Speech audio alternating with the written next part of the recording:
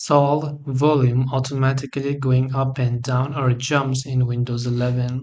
So if you want to solve if your volume is going automatically up and down or maybe it is jumping in your Windows PC, it's actually quite very simple to fix it.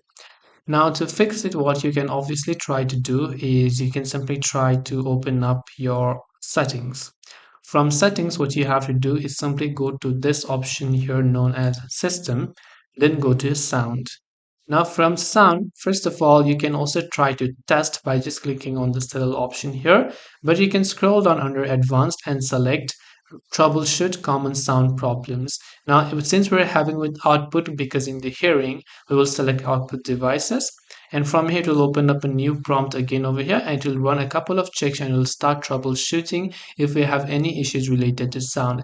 This could also happen if there is a problem with your audio driver. So you can also try to update your Windows and it will reinstall the audio drivers automatically. So I hope this video helped you. If you have got any more questions, feel free to leave them down below. Thank you for watching and see you in the next video.